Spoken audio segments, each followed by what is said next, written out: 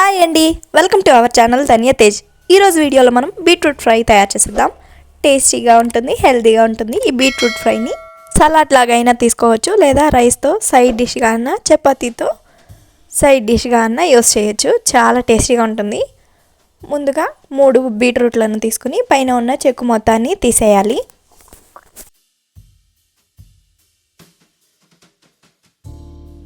చెక్కు తీసిన తర్వాత ఒకసారి కడిగి తర్వాత సన్న ముక్కలుగా కట్ చేసుకోవాలి.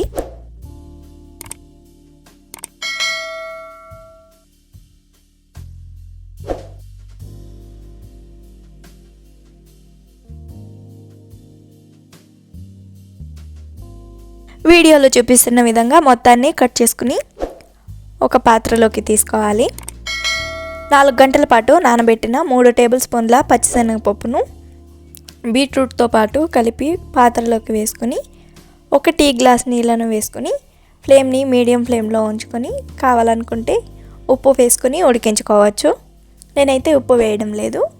పోపు వేసిన తర్వాత ఉప్పుని యాడ్ చేస్తాను. ఫ్లేమ్ని మీడియం ఫ్లేమ్లోనే ఉంచి మధ్య మధ్యలో కలుపుతూ ఉడికించుకోవాలి. నీళ్ళు వేస్తే ఉడికిన తర్వాత నీళ్ళు వేస్ట్ అయిపోతాయి.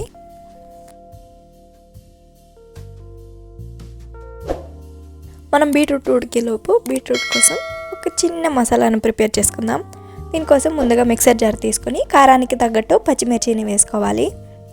సన్నగా కట్ చేసిన పచ్చి కొబ్బరిని కానీ లేదా ఎండు కొబ్బరిని కానీ వేసుకోవచ్చు. నేనైతే పచ్చి కొబ్బరిని వేస్తున్నాను. కొబ్బరిని వేసిన తర్వాత మూతతో క్లోజ్ చేసుకుని కొబ్బరి వీడియోలో చూపిస్తున్న విధంగా స్మూత్గా అయ్యే విధంగా గ్రైండ్ చేసుకోవాలి. ఈ విధంగా గ్రైండ్ చేసుకున్న కొబ్బరిని పక్కన ఉంచుకోవాలి. చూడండి, బీట్రూట్ అయితే బాగా ఉడికిపోయింది, నీళ్ళు అస్సలు లేకుండా. ఉడికిన బీట్రూట్ని పక్కన ఉంచుకొని మనం పోపు వేసుకుందాం. దీనికోసం కడాయి పెట్టి కడాయిలో 2 టేబుల్ స్పూన్ల నూనెను వేసుకొని వేడి చేసుకోవాలి.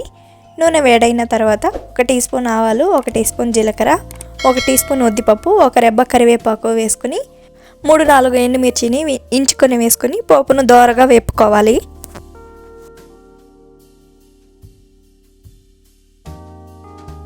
పోపు వేగిన తర్వాత 2 మీడియం సైజు ఉల్లిపాయలను వీడియోలో చూపిస్తున్న విధంగా నిలువుగా సన్నగా కట్ చేసుకుని వేసుకోవాలి. 1 టేబుల్ స్పూన్ అల్లం వెల్లుల్లి పేస్ట్ వేసుకుని రుచికి తగ్గట్టు ఉప్పు, 1/2 టీ స్పూన్ పసుపు వేసుకుని ఉల్లిపాయ అల్లం పచ్చివాసన పోయేంత వరకు వేపుకోవాలి.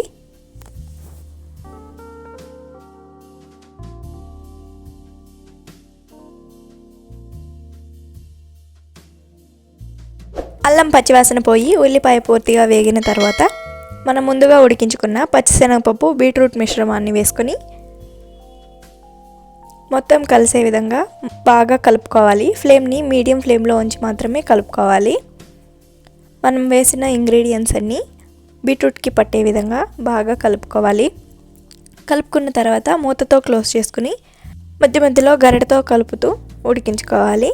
అప్పుడే మనం వేసిన ఇంగ్రీడియంట్స్ బీట్రూట్కి బాగా పడతాయి.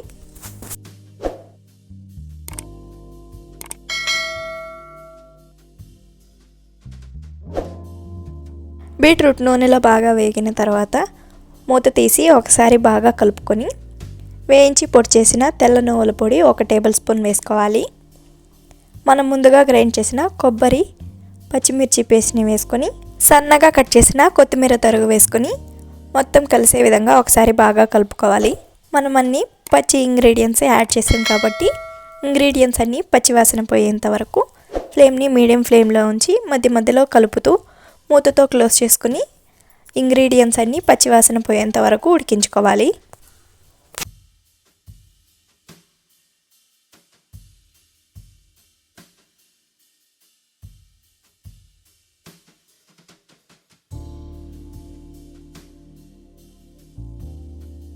రెండు నిమిషాల తర్వాత చూపిస్తున్నాను చూడండి. బీట్రూట్ అయితే బాగా ఫ్రై అయిపోయింది. ఇంగ్రీడియంట్స్ అన్నీ కూడా బీట్రూట్కి బాగా పట్టాయి. అంతే అండి, బీట్రూట్ ఫ్రై అయితే ఈజీగా రెడీ అయిపోయింది. టేస్ట్ అయితే చాలా బాగుంటుంది. మొత్తం కలిసే విధంగా ఒకసారి కలుపుకొని సర్వింగ్ బౌల్లోకి తీసుకొని రైస్తో కానీ చపాతీతో కానీ లేదా అన్నంతో సైడ్ డిష్గా కానీ తినేయచ్చు. చాలా బాగుంటుంది. మీరు కూడా ఒకసారి ట్రై చేసి రెసిపీ మీకు ఎలా వచ్చిందో కామెంట్ చేసేయండి. మీకు ఈ వీడియో నచ్చినట్లయితే ఒక లైక్ చేసి సబ్స్క్రైబ్ చేసేయండి. ప్లేట్లోకి తీసుకున్న తర్వాత సన్నగా కట్ చేసిన కొత్తిమీర తరుగు వేసుకొని సర్వ్ చేసుకోవడమే. కావాలంటే ఈ బీట్రూట్ని సలాడ్ లాగా కూడా సర్వ్ చేసుకోవచ్చు. చాలా బాగుంటుంది. బీట్రూట్ హెల్త్ కూడా మంచిది. Thank you for watching.